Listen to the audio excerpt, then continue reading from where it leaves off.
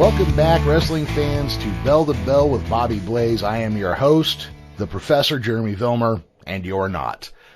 Joining us now is the star of the show, Bobby Blaze. What's happening, Bobby? Not much, Professor. That's a great introduction. I appreciate it. I had a pop there, a little Chevy Chase throwback reference. Exactly. I can dig it. Yeah. And you are the professor, as we discussed last week. So, yeah. And this is going to be another fun list, man. I hope this comes over like last week's episode did, because when we're talking legit badasses in wrestling, and there's just so many names have been kicked around through the years, but there just seems that handful that everyone knows these are the guys you do not fuck with. They are legit. They are badasses. Oh, yeah. And I think people will be very happy with our list. I hope they are. But I'm looking forward to doing this. As always, I'm looking forward to doing this podcast. Well, and you know, the thing I have to say about that is, yeah, I hope people are happy with our list. But, you know, as Tex reminded me yesterday, our own little buddy Jack back there in the IT room, he reminded me yesterday that since you're a Malenko graduate, that Jim Cornette was going to use you as the shooter in Smoky Mountain should shit ever go down. So if somebody does have a problem with our list, you can talk to my buddy Bobby over here, and he'll set your shit straight. Yeah, thank you. Now I'll go out and start getting in fights. I don't need that. Yeah, I happened to catch that too, and I was flattered, I'll say that. And, you know, I think if the ICW had invaded us, you know, back in the day, I think your Pez Whatleys, your Bob Wharton Jr.'s, and all the guys that even Malenko worked there at one time, I think all the ICW guys would have stretched me 10 ways to Sunday. But you know what? I think it would be fun because I got to, you know, watch a couple guys have those matches. And Pez used to tell me about some of the matches that him and Orton would have before they started up. I was really flattered that Jimmy said that, and I appreciate it, of course. Like I said, the best thing I can say, I was flattered. I had some great training and tutelage under the great Malenko with all the guys that came through there while I was there and going back over through the years. So appreciate that. No, and that's kind of cool because, I mean, Professor Malenko, he was kind of that last generation where it bridged from shoot wrestling into pro wrestling. So those guys did both. So when you trained with them, you really learned, you know, you got the full Professor Malenko went all the way into Bob Roopland sometimes. Some of the older guys, when I'd meet them and tell them that I was originally trained by Malenko before Dean took over, you know, he was always known for conditioning, and also he was able to hook you. So that was the thing too. It wasn't so much that he would shoot in on you or be a shooter per se, like maybe a Roop that would do, you know, had been on the Olympic team or whatever. He was able to take you and able to hook you into these, you know, moves that you just, you know, pretty much could paralyze you or snap your bones. Yeah. So he was big on that and big on the conditioning, and him and one of the other people that's going to be on our list today always said conditioning is your best hold.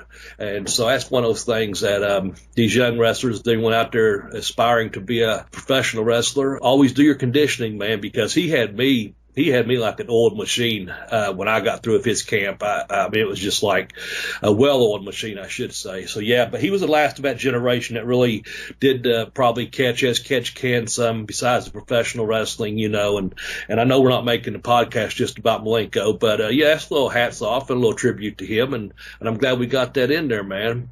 And he's not one I'd want to cross. I'll tell you that. You know, I had respect for him as a trainer, but also I knew his reputation. So I listened to everything he said and tried to absorb it. Never back-talked him or questioned anything. Let's just say that I was a pretty good student. Like you were saying, we did put out word a night or two ahead of this, and you know this was going to be the topic. And a lot of people did chime back in on Twitter. Lots of names got thrown back to us as like some of the most legit badasses.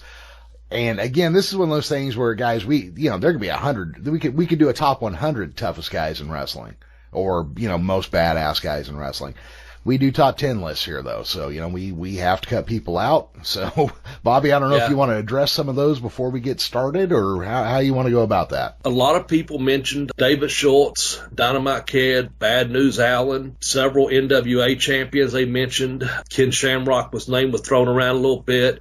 So, we had a few people that could have easily made this list. And again, it's our our top 10, if you will, the way we do it. And you can hit us up at the hashtag BBBB or the Bell to Bell Blaze on Twitter, or Jeremy at the Geekish Cast, or me at Bobby Blaze 744. Chime in, because there was a lot of people that had this list real close to probably the one we're going to present to you.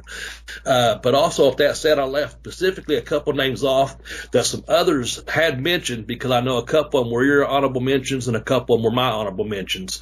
And so with that said, yeah, there was a whole bunch of guys that could have made this list. I just named a few that I took off the page there that were turned in. So who were some of your honorable mentions, Jeremy? One I'm going to throw out there right off the top, and it's somebody I think we're still going to have to do a whole episode about. Bruiser Brody, I think, has to go on a list of most badass people in wrestling any day of the week. We're probably not far from people forgetting about Bruiser Brody. He's been gone for a while. So I definitely want to, continue to put his name out there as much as we can. There's that story of Lex Luger, Cage, and Bruiser just starts whipping his ass to the point where Luger just bails and asks him later, he's like, what did I do? He's like, nothing. It's just, I was going to fuck somebody up, so it happened. And then, of course, because it's my shout out, I have to give a big shout out to Mr. Don't Fuck With Rick Rude. I don't care who's telling the stories. Every time you hear a story about somebody, ribbing with or fucking with Rick Rude, it usually ends up with them getting knocked to the ground. So, well, if you're Rick Rude, I would gladly say Mr. or Sir to him. So Rick Rude, I've heard a lot of, legit stories about him, so I think you got two good ones. I agree with you on the Brody. We need to keep his name out there as one of the all-time greats, and here he is on this honorable mention list, because we want people to remember, he's been gone for quite a while, away from the scene, of course, unfortunately, but man, I think you have two great honorable mentions there. I'm going to throw out two. The first one I'll throw out is Wahoo. I always heard how tough Wahoo McDaniel was, so that's one of mine. Mm-hmm. And the other one I want to throw out is Dickie Slater. If I was a Florida boy, I guess you would call me, when I got to WCW and Smoky Mountain, as an indie guy or whatever, but I always sit with the Florida guys because of the Malenko connection we just talked about. But I heard so many stories about how tough Dick Slater was. And there's plenty of them floating around out there if you want to look them up, that, people talk about him flushing a certain superstar's head in the toilet and things like that. And I had to bring all that up. But I had always heard when I was in Florida, and I only met him one time, believe it or not. I used to see him, and I loved his style. But I met him one night at the Sportatorium, and he didn't even work. He just come over, got a paycheck for whatever reason, hit the bricks. Man, and I know we recently lost him, but anyway, I always was a Dick Slater fan, and I heard that story about him and I guess John Matuzak, and he beat him up to finally so bad that he slipped a note under his door saying, don't whip my ass anymore, or something like that. So, and Matuzak went on to a big NFL career. Of course, Slater had a great, professional wrestling career, but just legitimate badass. That's who makes my honorable mention list, because I could obviously, if we wanted to, we could have added Rick Rude and Dick Slater to this, but they've been on other lists, and we've kind of, again, we have to throw around. We try to make it interesting for everyone. So, like you said, we could do a whole show on Brody.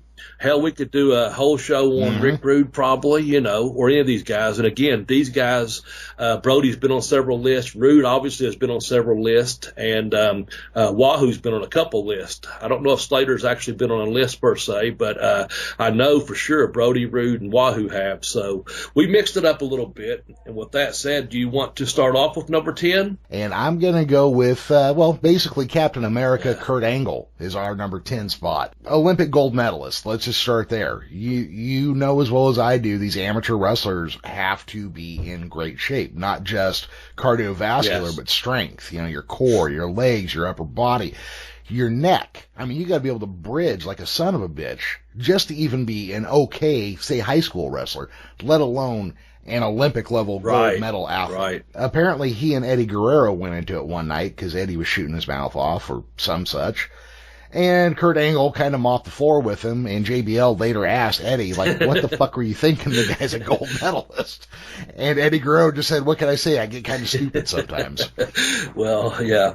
Angle, he just, I remember when he won the gold in 96, because I was at a show, and it was actually in the back. We were doing a TV taping, and someone had a monitor, and they had it on, and we watched the night that Angle won, and apparently he had a broken neck when he done that. So, that's pretty badass. And he went on to a successful, professional career. I guess Dory Funk Jr. and Tom Pritchard, so them guys helped him. And I will say this, I've always heard this, and I thought so too, because I was a fan early on. He adapted real well, real quickly to the professional style or the pro style, but that was not to take anything away from his outside the ring style. And there's going to be someone that comes up on this list a bit later on, not to give anything away, but one of the stories I heard, the straight shoot, and I guess it was in Angle's book, and I'm not going to guess because I read it and I saw it in his book. Brock, when he come in, he was talking a little bit of smack about being, a big NCAA champion. So word around a campfire was he was talking smack, and I guess Angle approached him after a couple months. I don't know if it was at OVW, but he was doing some rehab of some type. Walked up to him and his basically said, hey, I heard you've been talking some shit about me, or, you want to go. Brock supposedly said, look, man, I'm staying here. I don't have any, heavy shoes on or whatever. Cause I guess he was in his socks where he'd been there training. I'm not sure what the story was on that, but basically Kurt just kicked off his tennis shoes and go, well, let's go.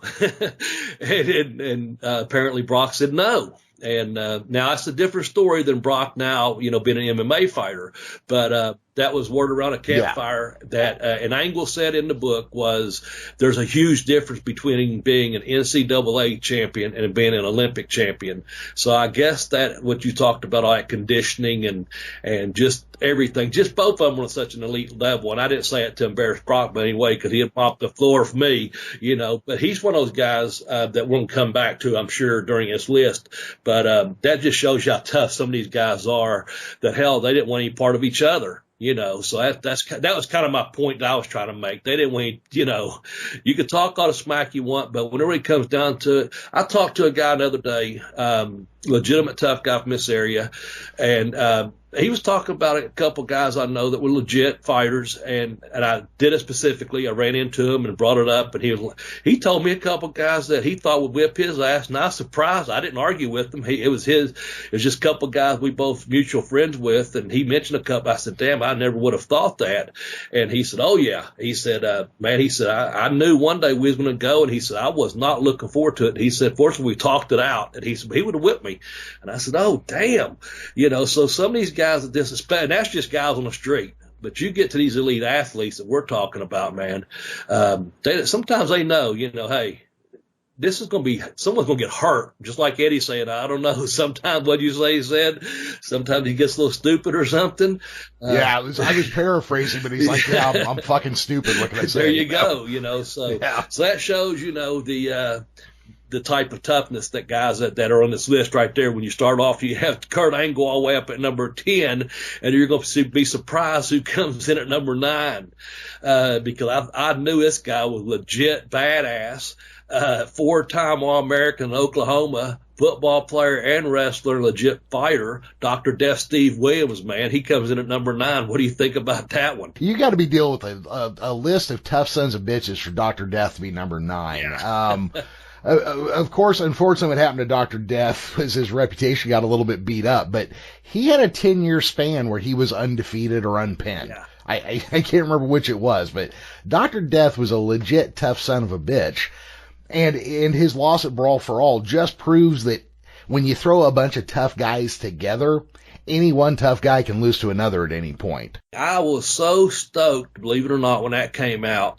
And from what I've seen on the internet, on a lot of YouTube videos, none of those guys, Blackman, the people involved in that, they didn't want to do it. A lot of them were just like, this is bullshit. They didn't know what kind of rules it was going to be, this and that. But I was, a mark thinking, man, Dr. Death would just go in there and clean clock on everyone, and then we saw what happened. It's just one of those things that, at any given time, like you said, you get two badasses together, someone's going to win or someone's going to get hurt, or someone get knocked on their ass or whatever the rules or stipulations are. And that's something we'll get into more too as we're talking about this. These guys are tough in their own rights, but then some of them are, if you're talking about a street fight versus a wrestling match, if it's just wrestling, or is it catch, or is it MMA? I mean, these guys, we're talking legit badasses. We're talking about guys that can do it in the ring and outside the ring, and that's a Dr. Death. That's a Steve Williams for you right there. He was someone you just didn't want to fuck with, Yeah. In my opinion, all the things I heard from different people, he was just not a guy to be fucked with. No, that is certainly the impression that comes along with that. Yeah. You don't fuck with Steve Williams. All right. Well, let's go on to number 8. This guy here was actually one of the first heels I ever cheered for, because he was the first really nasty double cross I saw when he clotheslined Hulk Hogan at the end of a tag match, and they gave him a pile driver. And that's Mr. Wonderful Paul Orndorff, who is a man, he's built more like a fucking truck than he is a human being.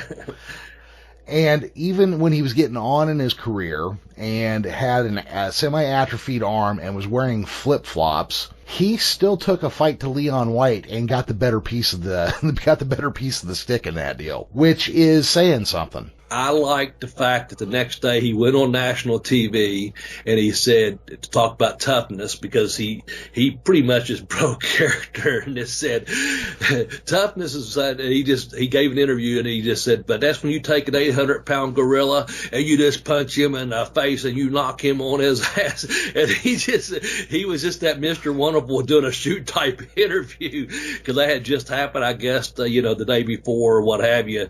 But man, I tell you, Paul Orndorff, I had heard that name when I first moved down to Florida so many times, because he was known as the Brandon Bull. He was such a hell of a football player and wrestler in high school, and he played for the University of Tampa, the Bulls, I think they were. And he was just a bull of a man. He was a man built like a boy, or a young boy, an 18-year-old built like a fucking man back in the day. And I'd always heard legitimate, stories about Paul. Don't fuck with Paul, And if you want to check some of these guys, there's a couple of YouTube videos out there.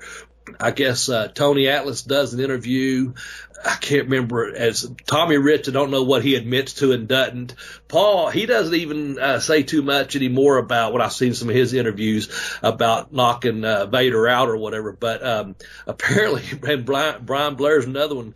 When they come up this way, I guess Tony ran his mouth a couple of times, and Paul just said, hey, pull the car over. And he beat the piss out of Tony Atlas. And I guess Tommy Rich the whole time was, having a couple beers going, hey, you guys need to stop this. And I think Brian Blair was trying to play peacemaker. I'm not sure. And they got going down the road again. And I guess Tony started getting Paul said, pull it over if you want. And they're like, no one's pulling a car over, And I guess this went on where they went to different, they stayed there working, because back then you just resolved things the way you did, but they never went to the same towns together or traveled together again.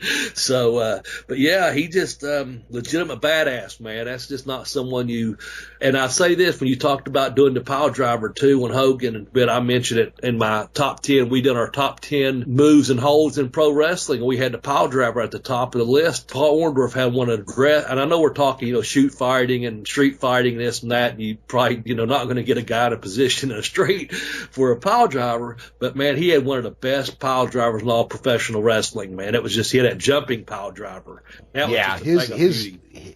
His looked like it would break your neck. And you're saying that in a street fight you're not going to see somebody get a pile driver? I did see somebody get a power bomb in the street fight one time. Oh God. and if you could power bomb them, you could pile drive them just as easy. Yeah, probably.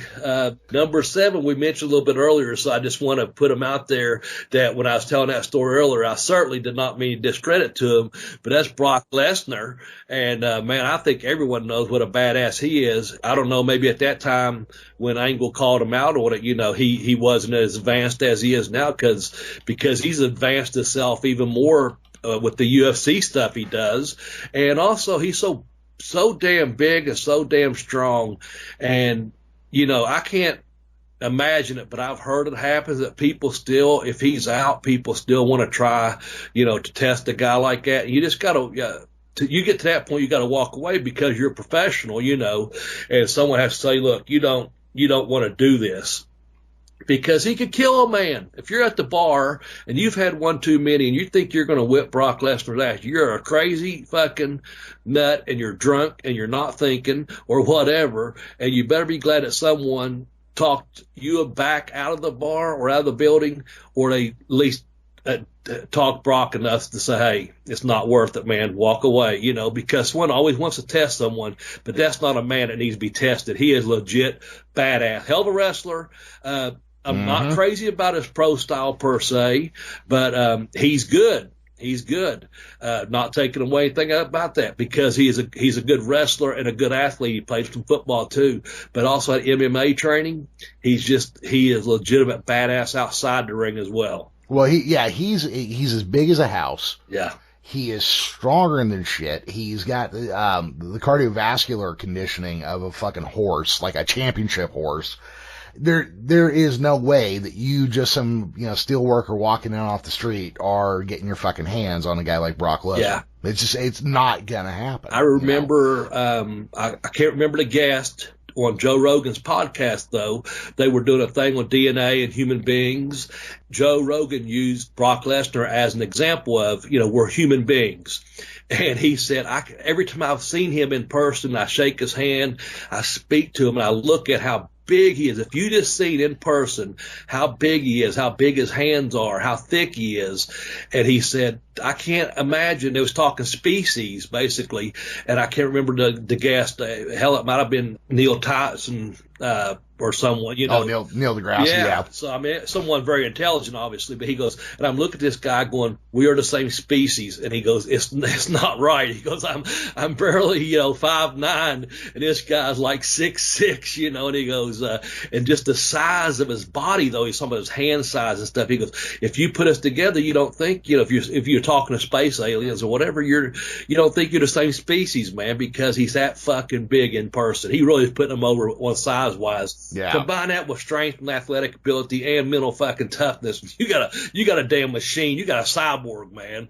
There's two stories that reminds me of, but did you see the latest Avengers movie that came out at the beginning of 2018? I did not. Okay, so they find Thor floating through space. It's the Guardians of the Galaxy, right? And so Thor's laid out on this table, and Star-Lord's standing over him kind of talking shit. It's just some dude. And Drax is played by Dave Bautista. And he goes, no, you're a dude. That's a man. Yeah.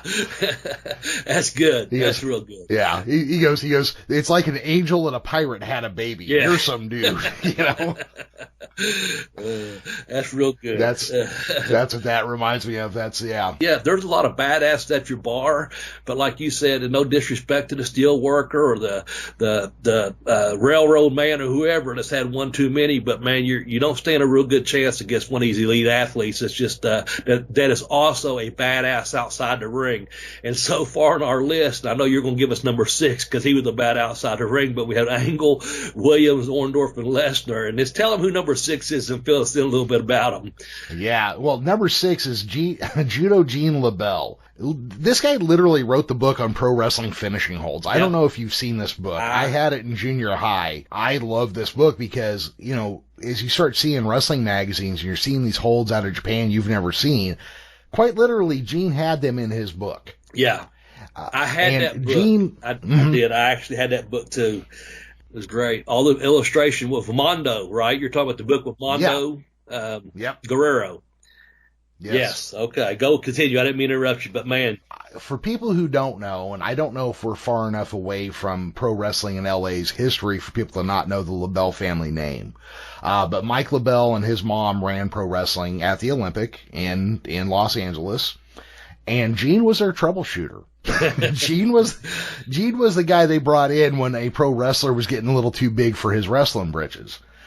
Gene was a badass judo guy. He was a boxing guy. He was a stuntman. He was an actor.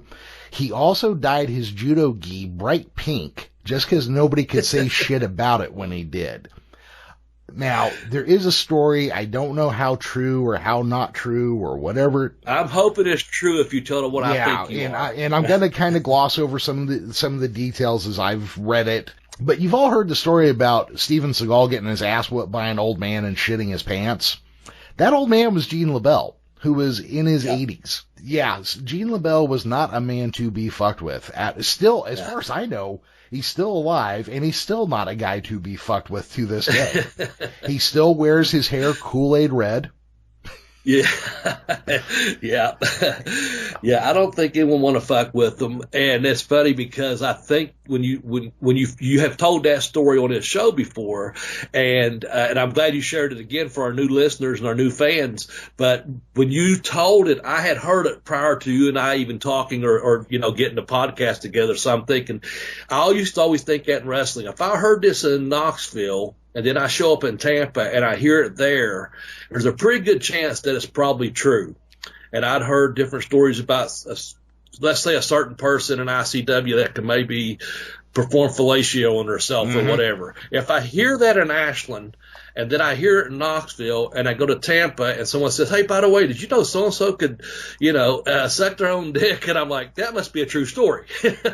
So I know that's a little bit off topic, but that's the way you hear things. And so I'd heard the LaBelle, Steven Seagal story from a couple people, and I'm thinking, this must be right. And then all of a sudden on a podcast, you pop it out on us, and I'm like, when you told that story, I was like, oh God, I've heard this, man, so it must be fucking true.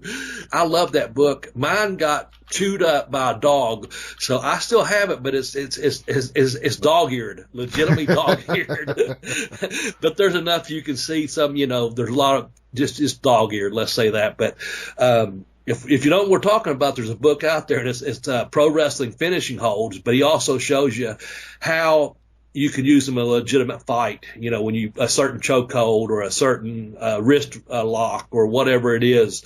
And also being, if I'm not mistaken, being a judo man, I think he had a lot to do with Ronda Rousey's training. I don't know how much to a lot. I shouldn't say a lot, but he had something to do with some of her training, if I'm not mistaken, before she. I have read that somewhere, and if I remember right, Ronda Rousey's mom is a judo badass too. She is, and I think there was a tie-in with before she was done. It was a connection between Gene LaBelle and Roddy Piper, and they had a press conference of sorts or whatever when she was going to be using the name Rowdy Ronda, and this is back in the MMA or UFC days, and I want to say Gene LaBelle was there in some capacity, so I don't know if he was the connection between Piper and her or whatever, but he put her in touch or whatever that was. This is all pre-WWE. This is way back, like I said, in UFC, but there is some kind of tie-in that he had something to do with her helping her get usage of the name Rowdy because he made the introduction, if I'm not mistaken. And you can fact check that. Please do and let us know, man. But he's still relevant, I guess is what I'm trying to say. If you don't know who he is, he's still relevant. My son started recently watching this, and I saw it years ago, and he'll say, Dad, watch this clip, and it's Reno 911. And you told me something before the show started. I didn't know it. Would you share it with me again? Because I wanted to tell you, but I'll save it till we're on the air, because he's like, have you ever seen this show? And I said, actually, I have. He was doing the boot checking or something, and he said, you got to see this. And after the show it was on, he started pulling up YouTube videos. But tell me something that you was telling me about it, because I didn't catch it. I'm going to go back and watch some episodes now just to see if I can catch him. What was you told me about There's him? at least one, and I believe more than one episode, where you watch like the old man in the background of Reno 911, and it's Gene LaBelle. He's got his dyed red hair, and he's kind of playing like a doddering old man on a scooter. Yeah. But it's old Judo Gene just kind of running around in the background there. Right, because wasn't he on the Munsters and the Beverly Hillbillies? And he's made appearances in all kinds of TV shows and movies as a stuntman.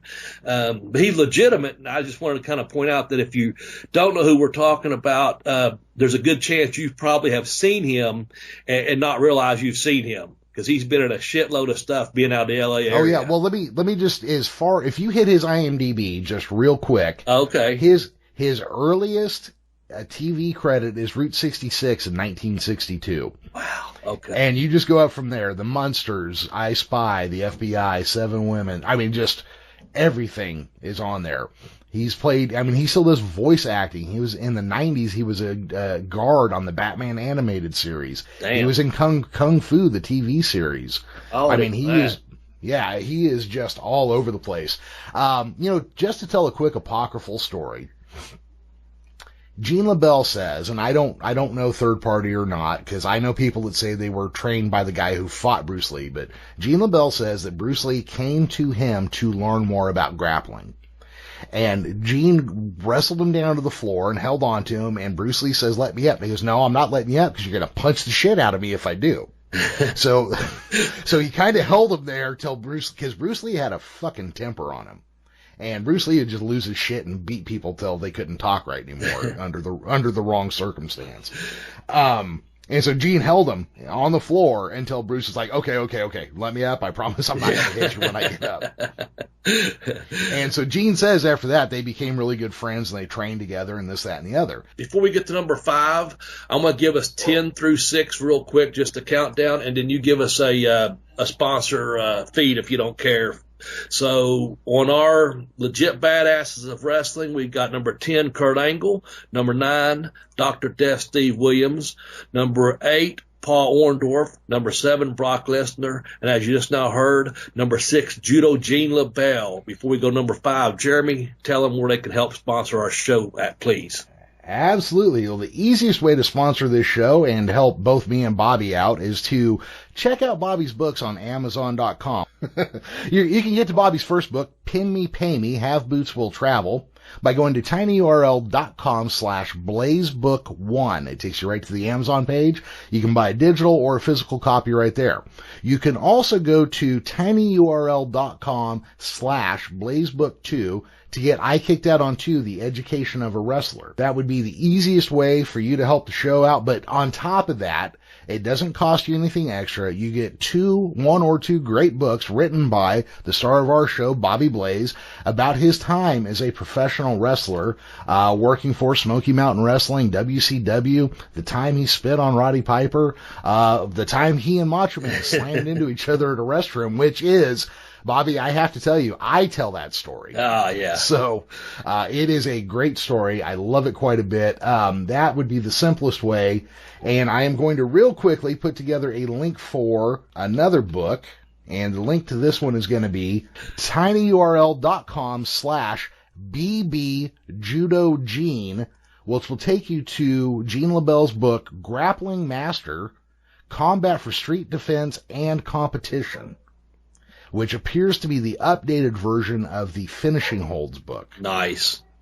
So you can check that one out as well.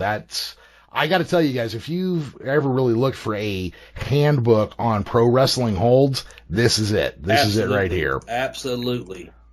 Yeah, this is the one. I mean, that's the one to go with. It is an incredible book written by a true master. All right, well, you want to keep going here? You want to tell us who number 5 is, Bobby? Number 5 is Danny Hodge. And for some of you younger people, you may not know who he was or who he is. He was in the Olympics 2 times. He placed second in 1956 in the Olympics. But he was not only just a wrestler, he was also a boxer, a Golden Gloves boxer, and then eventually had some pro fights.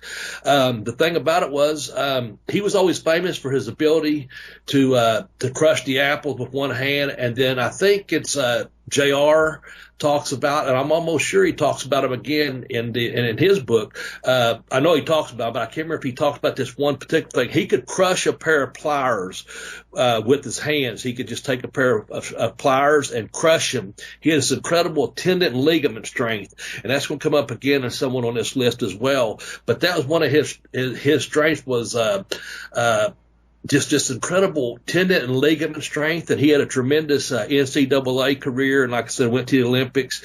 And they said he was not someone to be messed with outside the ring as well because he had that boxing ability. So if you try to take him down, he could go down with you and stretch you out.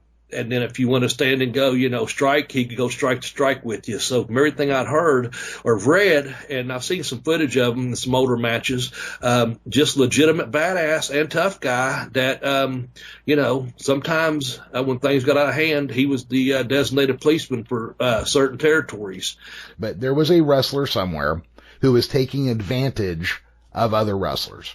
Bobby, do you want to explain what I'm saying when I say that? Kind of give us an idea what taking advantage of another wrestler might be in the ring. Yes, when you're having a match, and everyone knows now that, you got 2 guys in there and you're trying to work and you're really you can wrestle, You can shoot some. You can do some catch as catch can. You can actually do some amateur wrestling versus some holds and in and out, and you can work with each other. But the main thing is this: when I say you work with each other, you've got a gentleman's agreement per se that I'm giving you my body. I'm entrusting you that if you grab me in a headlock or you grab me in a hammerlock, that you might be going to be at 50%. You maybe there's a difference. You can work snug, you can work tight, but the fact is you're giving that person, you're entrusting them with your body, and so you're hoping that you've got a gentleman's agreement that if I go to punch you in the face, I hate punches, so that's a terrible example because you're going to leave a red mark or a black eye or a busted nose. So, you're going to throw a forearm to the side of the head, which makes more sense. That when you give me a forearm, it's going to be a good, solid forearm. You say, oh, that's stiff. That's fine. I always like that. That didn't bother me. But when someone takes liberties with you, and that is if I'm giving you my body and we've got an agreement and you're getting me in an arm bar or a headlock or you're throwing a forearm, that I'm entrusting you with that, even simply picking me up for a body slam, that you're going to lay me out flat. Well, sometimes, and there's been many instances where people take advantage of other people and they'll twist that arm a whole lot harder than it needs to be twisted, or they'll get them in a legitimate hooked hold. They'll hook them, hold them down, more like what you see in a UFC fight per se, a double wrist takedown or a super tight headlock or a leg scissor, or instead of a forearm to the side of a head, a forearm right, or just bash a guy across the face with your elbow and split their nose open. It's basically taking liberties, means just, I've trusted you to do, work with me, but in doing so, I've been giving you my body, so I'm feeding you my body, and when you take advantage of me, that's taking liberties with me, and that's when you kick me in the knee or grab my balls or something, whatever, to put yourself in some kind of advantage after the fact that, hey, I thought we was, working here per se, and all of a sudden you're bashing my head in with a fucking elbow, right in my face. So, there's a lot of things, a lot of ways when you're entrusting someone with your body to get hurt when you are working together. So imagine entrusting your body with another man that's big and strong, as we've talked about earlier in the show, the strength, the agility, athletic ability, and those type things, and he takes advantage of. That's the best way to describe it. Really takes advantage of you and hurts you. So Danny Hodge, having witnessed this on several occasions from a local top heel, is booked to lose against that character that night. And so Danny does his part of the job. He's going to lose to him, but before he does that, he goes out of his way to push the guy until he's winded, to throttle him and stretch him until he's like embarrassed, and then still loses the match. But he put the guy through his fucking paces doing it. That's where you're talking about that conditioning. Yes. He could get in there and outrun the guy and outmove him and out everything him. And then because he was so strong and such a good boxer and a wrestler, that he could just out wrestle him and out fight him, and without, just completely going into it and winning when he wasn't supposed to. He just went out and did everything he could to make the guy look as bad as possible and then lose. Yeah. I'm sure he probably got his ass chewed for it.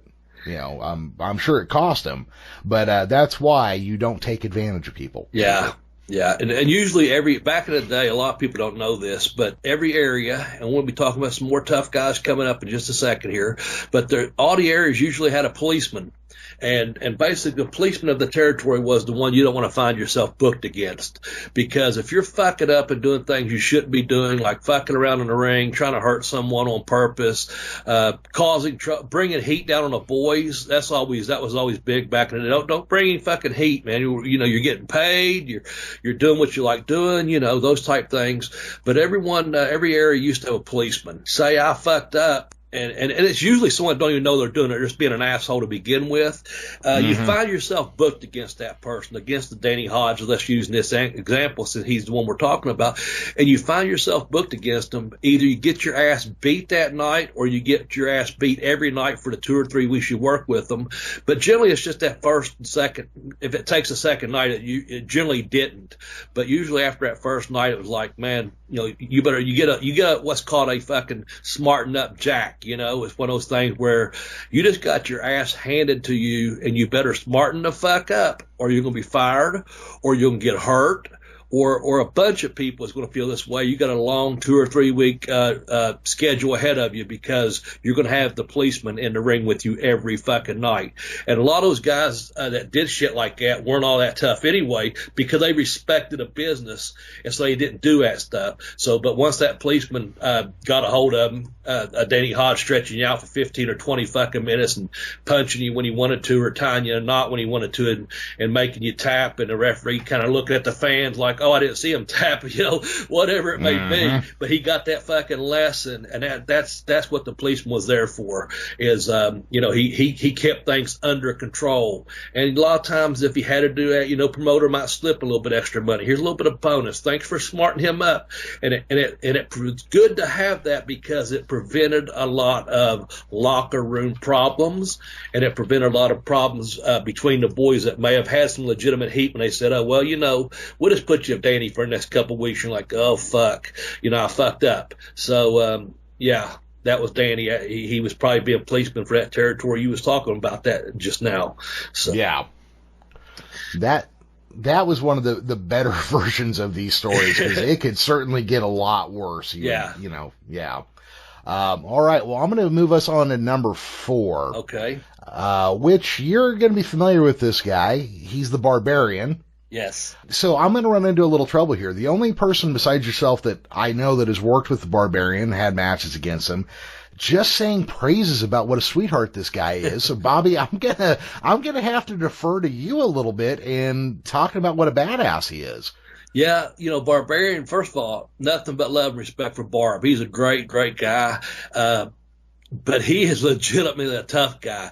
He was in a group of 15 teens that got a chance to go to Japan and be trained as a sumo wrestler, along with someone else who'll be on this list in just a few minutes. But Barbarian is just legit badass. He's big. He's strong. Man, he's just unbelievably strong. I saw him back in May, and we still laugh. We used to, believe it or not, he's actually a pretty good basketball player. So we started ribbing each other. We used to play basketball and down in Orlando. And man, you don't go down the middle, because he's, like I said, he's actually pretty good. But if you come, he doesn't understand the concept of fouls. So if you come down the middle, expect to shoot clothesline, because you're not going to score a layup on him, because he's not going to let you. He'll legitimately give you a clothesline in a basketball game like nothing. But when they was doing the movie Body Slam, I guess, apparently I know he's a good, clean man now, but at the time I guess he had a couple drinks, and someone got him riled up, and I think he jerked the door completely off the hinges and tore a door up. And I heard stories about him, just cleaning clock on people, when, not to mess with them. I've seen him when the Japanese boys come over. A lot of times they'd put him with him. I'm trying not to give too much away with the other person, but they would help these young boys. They'd never hurt them, but extra tough on them, trying to train them and teach them. And you just knew you better have respect for them. The best story I have, and I get to see Barb. I'm really fortunate. I get to see him. It's been over a year since I have seen him, but I usually get to see him once or twice a year. I wrote about him in Pin Me, Pay Me, and I'm going to give you a quick version of this story. So Scott Flash Norton, he had been on a pay-per-view the night before against Ernest Miller. The whole deal was Sonny Ono was Ernest Miller, and he had this 3-time karate champion gimmick going on or whatever. And so I guess Scott Norton didn't want to necessarily put him over, but because he's NWO or whatever. But anyway, does whatever, beats him up per se. I don't know. And from my understanding, he power bombs him and this and that, blah blah blah. Well, Ernest Miller, someone the next day at the arena, he got his super kick off, and I guess Scott took the finish from the super kick. We get to this building, and this is a straight shoot, guys. We get to this building, and someone has a big 8x10 color picture, and Ernest Miller has the picture, and it's his foot kicking Scott Norton in the face. And he's kind of running around, and I'm not trying to bury anyone here. Again, I wrote about this, just kind of show you the power of respect. But So he's showing people, look at this, and everyone's going, well, you know, you really didn't do that much in a match. You know, that's the only move you actually got. And then the finish, kind of what you were saying about Danny Hodge. You just, you know, beat the guy up and then took the pin. And I guess that's what Scott Norton had done. Well, people started talking about the time Norton got there. The buzz was, man, they had him worked up. They were just like, man, Ernest kicked you, and he's bragging about it and this and that. And I mean, I'm not going to tell you what happened in the locker room because I'm not going to try and embarrass anyone, but I'll just say someone was on their knees fucking apologizing like, well, no, I was just joking as a rib, I tell you. Well, Norton, man, he was a big, strong, and I had worked out with him. This is my saving grace right here. I had worked out with him. I knew how big and strong he was, and we used to eat together sometimes. So I was like, because he was the kind of guy that actually sometimes would have a beer when he ate, and I liked that, and so was I. So we'd have a fucking problem with that. Yeah, we'll train hard, we'll eat, we'll even have a fucking beer together. So, man, he comes into the locker room and he is hot for like a fucking hour. And I'm thinking, whoever worked with him tonight is getting their ass kicked. And the board goes up and there's Scott Norton underlined versus Bobby Blaze. So I know, oh shit, I'm the one. I am the one. And man, I'm sitting there. I never forget, I was lacing my boots. And I'm looking, oh, fuck, that's me tonight. He is hot. I had seen him get hot before, believe me. I see two people leave the room. They say Scott, and he follows them. And Barbarian's one of these gentlemen leaving the room. Come back. I mean, I'm sitting there. They come back into the room. Scott does not. And I'm just tying my boots, and I look up, and I get the nod from one of them, and I'll mention him in a minute. But as I stand up, Barbarian says, Bobby, have a good match tonight. And something told me like everything's going to be okay.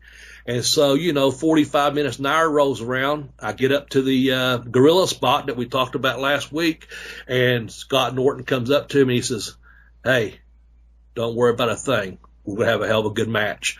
And I know certain people put the bug in his ear like Bobby wasn't the one running around running his mouth. He can work. You take care of his kid tonight and don't hurt him. And I know for a fact because I've talked to him in person, and I thanked him for that. I've thanked Barbarian, and I thanked his partner, who we'll get to in a minute. But, yeah, they went out and had a kind word with them, and just let them know, like, you know, I'm a good kid.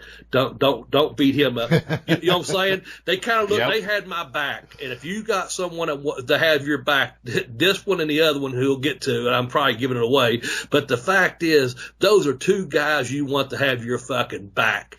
And I'll never forget that. And I shared that again with Barbarian about 2 years ago. I said, man, he was so hot. He go, oh, yeah, Scott get hot.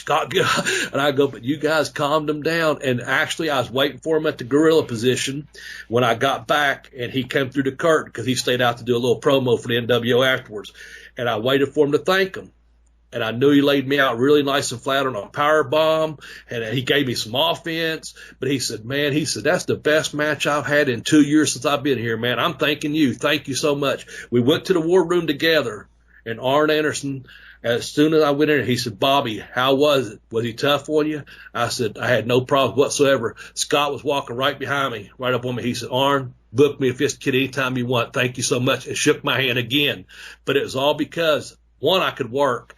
I had his respect, but more importantly that, one of the policemen of the area, of the territory at the time said, hey, man, you know, Bobby's not the running around running his mouth. Someone else is. Take your pleasures out of beating the piss out of someone else, not this kid tonight for TV, you know. So I never forget about that about Barbarian. But, yeah, he's a great fucking guy, but a legitimate tough guy. And he also had that kind of power to say, hey, yeah, not tonight, you know, or whatever. Yeah. So that's my Barbarian story. But he is a super strong, super good-hearted man. I know he lives a good, clean life, and he's a man's man. He just, but you don't want to get on his bad side. I could swear on maybe one of Jim Cornette's podcasts, was that Barbarian would like lose his shit and sometimes like get in trouble or go to jail or something. Yeah.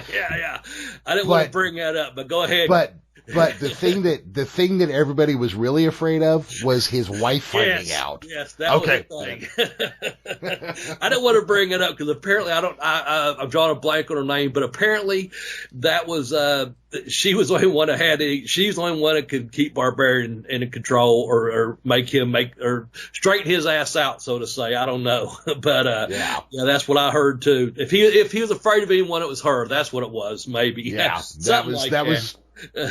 While you were talking, I was like, wait, I kind of remember something here. Yeah, and I think you're right on the podcast, but yeah, it's one of those things where he went to jail, and that was the worst thing was like when she had to go get him out. It's like, nah, that's who they were more scared of her than him. So maybe he fears no man and one woman. I don't know. That would fit with what story I am kind of remembering here. Yes, absolutely. You're correct on that, yeah. So, and I didn't even start a timer, but I know we better move on to number 3 if that's okay, because I have good things and good memories of Barbarian. Number 3, NWA champion, legit tough guy in and out of the ring, Harley Race, man. But back in the day that Harley Race was a long-serving NWA champion, if you were even considered to have that title put on you, you had to be a badass. Yes. You were sent from territory to territory where the young up-and-comer regionally could try to go into business for himself, double-cross you, and try to win the title in front of his hometown audience. Yep. So you had to be, in Ron Simmons' parlance, unfuckwithable. While we was doing this list, a lot of people sit in Briscoe, a lot of people sit in Funk. They sit in some NWA champions because I think there's some of our, more truer fans that grew up watching the NWA and knew what a legitimate tough guy Harley was, and also, more importantly, how tough you had to be. Like you said, you had to be a tough guy in the ring to take care of business and also protect that belt in the ring and outside of the business. You didn't want someone off the street saying, "Yeah, I could beat your, heavyweight champion." A lot of people could, because Harley was a man's man. I've heard stories. I've met him a few times, but he's another one when we talk about that tendon and ligament strength. And I heard that he had this unbelievable tendon and ligament strength. And I asked him about it once. And I saw him at a show in Cleveland, and we were talking, and I've had the pleasure of meeting him several times, and he doesn't know me or anything. I know who the fuck he is, And I heard when drawing a blank on the big strong guy, Bill Kazmaier won the World's Strongest Man several times in the late 70s, early 80s, and he come to the WCW there wrestling. He was always talking about his grip strength. And finally, I guess they passed each other in an airport, and Harley said, "Hey, I'm right here." And they did the finger lock thing where you put your hands up. And I guess he took him down, Big Bill Kazmaier, who is huge. I guess he just twisted his wrist and took him straight down to his knees to where he was begging off. And Harley was the kind of guy that would smoke a cigarette and drink a beer.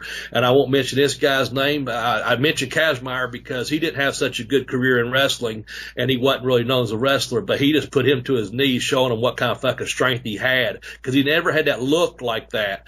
But another wrestler, I heard it firsthand, it did it to him and several others, and I heard this in Smoky Mountain, was over in Puerto Rico when Harley would come in.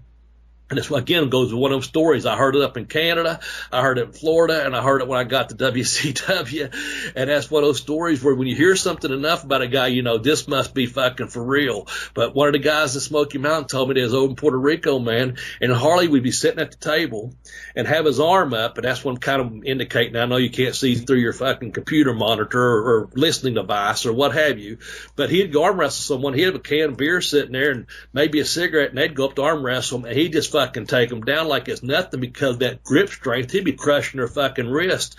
And, he'd reach over, maybe take a puff of cigarette, and I'm not advocating that, I'm just saying, or he'd just pick up the beer and casually go, you want to start now or what? And he just had his grip strength. But he was also known as a policeman in several territories.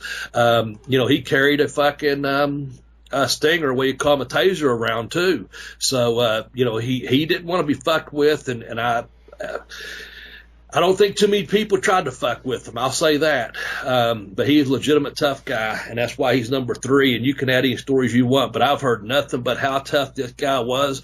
And I just heard recently, I can't remember who, again, we put over other people's podcasts sometimes on here, but someone said, I wouldn't fuck with him when he's in his wheelchair now. Are you crazy? Yeah. You know, so. Well, guys like Harley Race, they're that old man strong. They're the kind of guy that they ride a train to work and the train breaks down. They get out and push the train the rest of the way, you know? Yeah. There's a story. I wish I could remember who the other guy was. So Harley goes to whatever territory to face the local babyface, right? And it's a 4 corners chain match.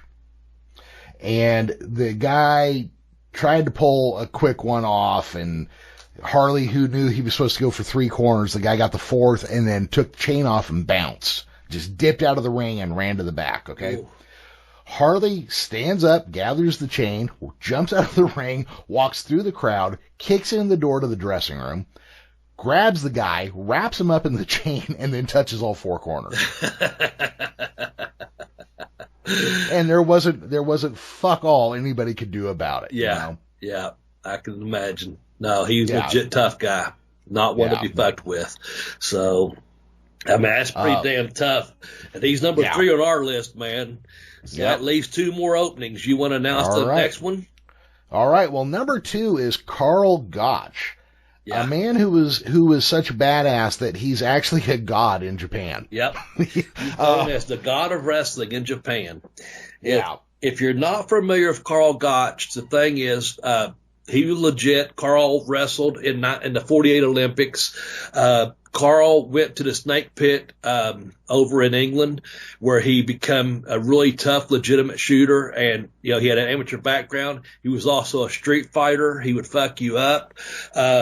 He was I met him when I was in Tampa, and I've told the story before, and he didn't like people. He learned English from the military, you know, from the U.S. military during World War II when he was younger, and he just grabbed my hand, and he hated guys with long hair because he always kept his hair short and his nails clipped, and just a gentleman's gentleman, but a legitimate tough guy.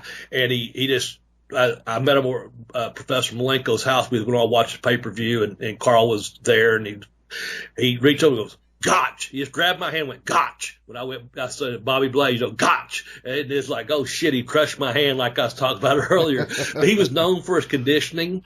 He did like 9,001 Hindu squats one time because he heard some Indian fucking wrestler done like 9,000. But he just fucking turned his TV on. It took him like 8 hours or something.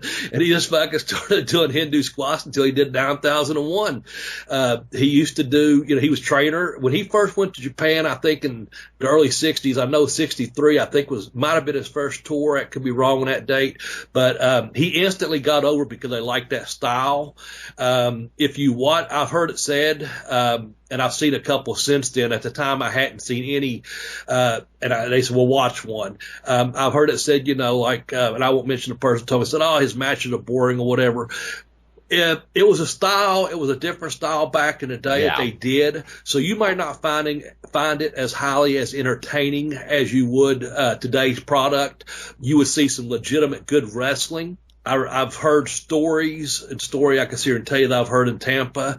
I do know that I guess in Inoki's fight with Muhammad Ali, Karl Gotch was one of his corner men. So that's one of those things where, like, if something goes wrong, Karl Gotch was ready to step in against Muhammad Ali. I guess when they got up there to get the instructions, Gotch had his like New Japan sweatpants and his shirt on and this and that, you know. And again, Karl was known for ungodly strength. Even though he didn't lift weights, he done push-ups and neck bridges, and he lifted weights for about a year, he said.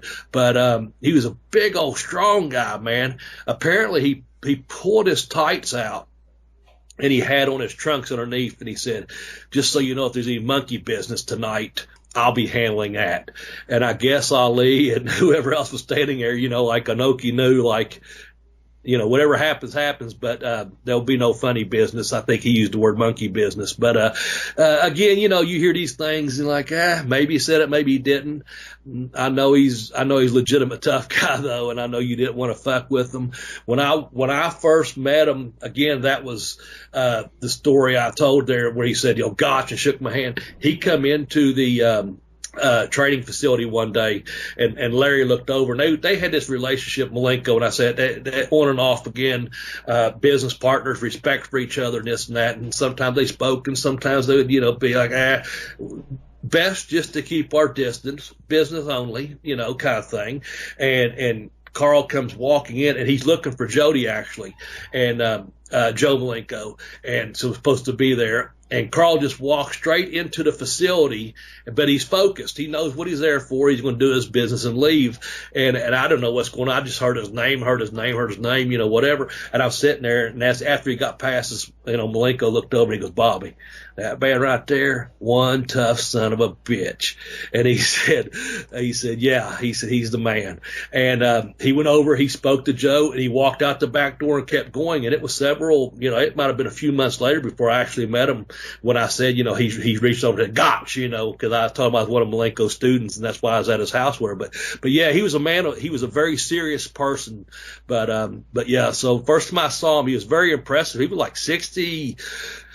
Probably 65 years old, and he had this fucking killer physique on him, hard as a rock body even then. But I guess him and Larry weren't talking at that time, but there was a mutual respect to not interfere with each other's business. And of course, Joe thinks the world of him. That was his basically a second father, and that's who trained Jody. And apparently they had something to speak about, and that was business only, and it was their business. And they're grown men when I saw them, and I was like, oh, man. And, of course, the German suplex is named after him, and I do think you can get that on someone out in a street fight if you get behind them and you got the fucking hip thrust and the strength. But there used to be at the training facility in Tampa, they had all these Japan posters and pictures and things, but there was a beautiful black and white picture, man, of Carl Gotch delivering a picture perfect and pun intended of a German suplex with a huge crowd behind him, and with him doing a beautiful bridge up on his toes, and it's got the guy's shoulders pinned and his head's on him. I could go on about Carl, but a lot of people didn't like him. They thought he was an old crusty bastard, and the fact was he was an old crusty bastard, and that's why he was a legitimate tough guy. No one wanted to fuck with him, and a lot of people didn't like the way they trained, his training style. He trained a lot of guys back in the day that went on to become big superstars in wrestling because he did train them. They might not have liked his techniques and stuff, but they sure as hell, learned a lot from him.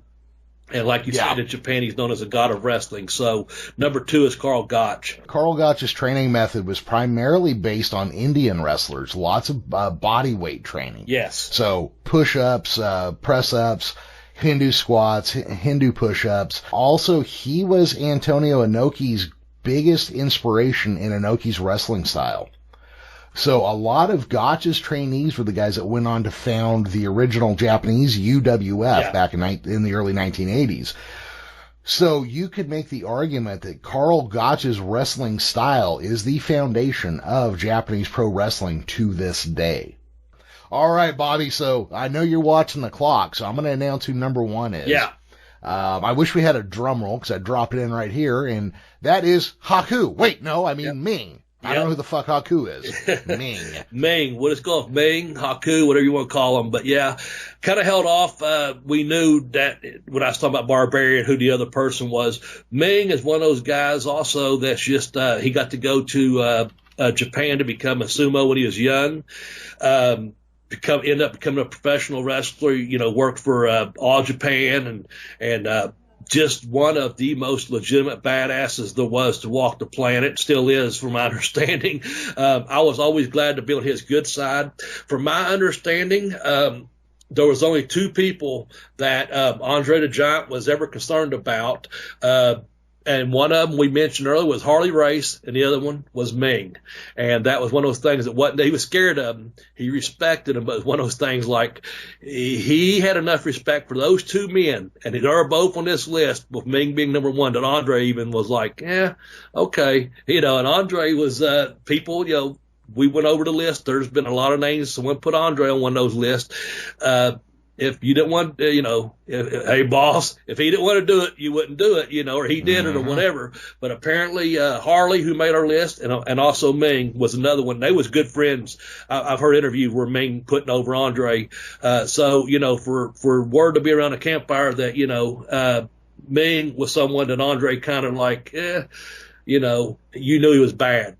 And there's story upon story, and that was one of the guys also, because I know I'm going to let you go ahead and tell a few stories that we've heard. But one thing was, I know for what I heard early on, if you noticed, wherever Bobby Heenan went, Ming always had a job.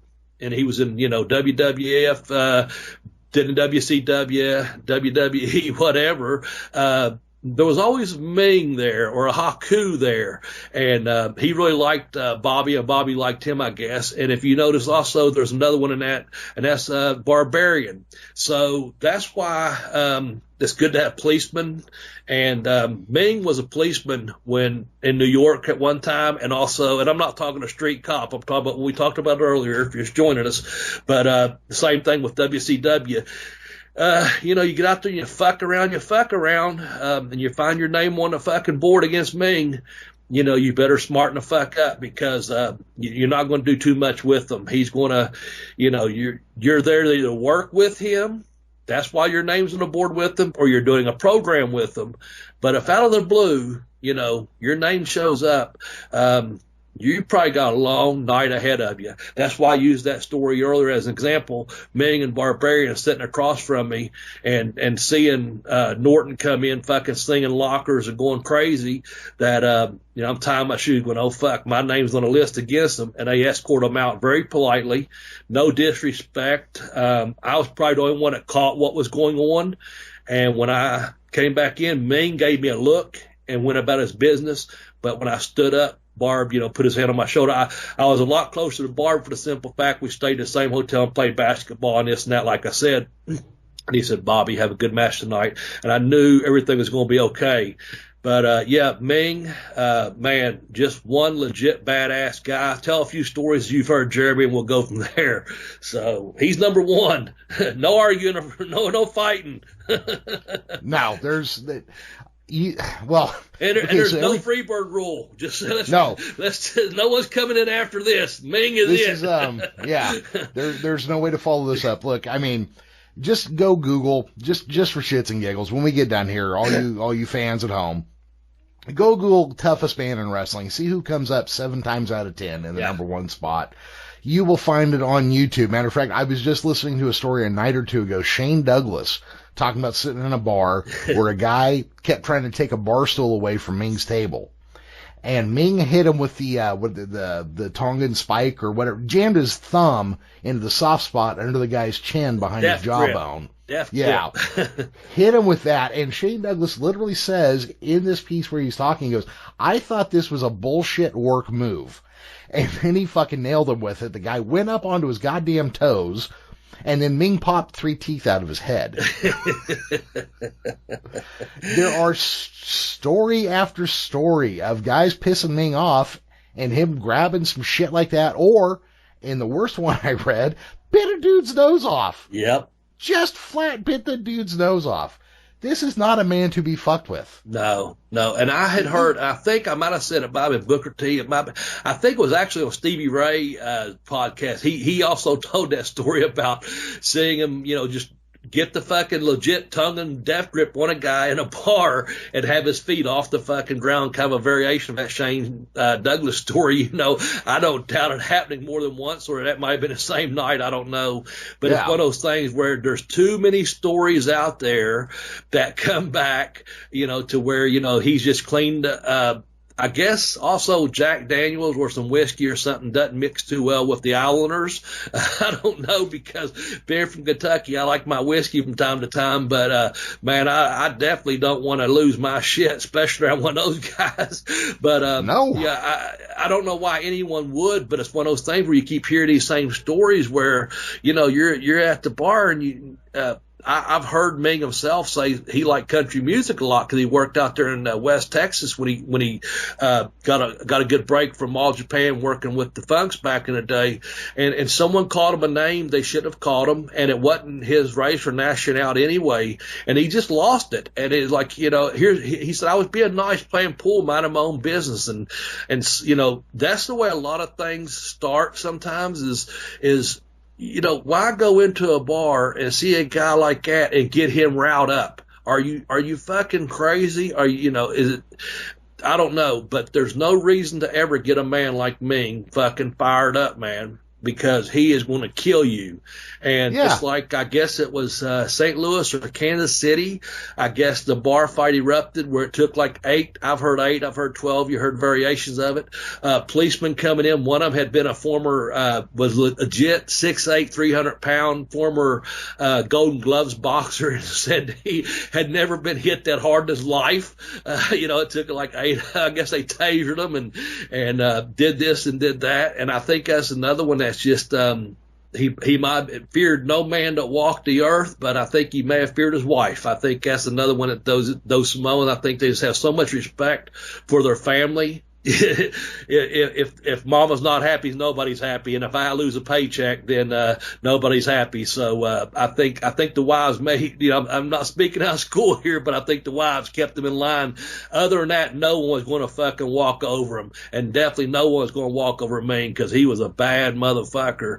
And it'd be my guess today that he still is, and when if I do see him, I'm gonna have nothing but love and respect for him because he was always so damn good to me, and people I saw him being good too. He had a really good heart, and so go look up all the tough guy stuff and everything, but also know, and I want to say this because we do try to keep the show positive. When I say it, not saying he's just going to go around kick everyone's ass. What I'm saying is he has a heart of gold. He was a good man. And it was my pleasure when I got to work around with him or go out to dinner with him or hang out with him, how good, how kind-hearted he was to me. And I will never forget that. And I appreciate that. And I'm glad, I'm getting ready to cough. I'm choking up here a little bit. I'm glad I was never, ever on the opposite end of one of those ass beatings that he gave out around the world, because I'm sure he gave out plenty, and he probably still can today, and I still don't want one today. So, Ming, number one. There ain't a whole lot more to say than that. You know, this is a list of 10 of the toughest of the toughest. You know, fucking Ming has to come in at the top of that list. Yeah. There are guys in here just leave me speechless. And you know, somewhere some dumb bastard shot their mouth off too many fucking times to each of these guys. And it is just through willpower alone that there wasn't a room full of dead motherfuckers at the end of that conversation. Exactly. Yeah. So, that's a hell of a list. Bobby, you got anything to say before we wrap? No, I had another, fun time doing this episode, and I just want to say thanks to all the good fans that listen to us, and I'll let you or Nate take us on from there, man, because this has been and I hope it comes through. It came through last podcast. We have fun doing this podcast, and it's because of you fans, and hit us up at the BBBB with the hashtag, and like I said, you or Nate take us out. It's been another great, fun list, Jeremy, and I appreciate you very much. I'm glad you're still with us. I'm still glad to be here. I'm glad we still got the podcast. And can you believe it?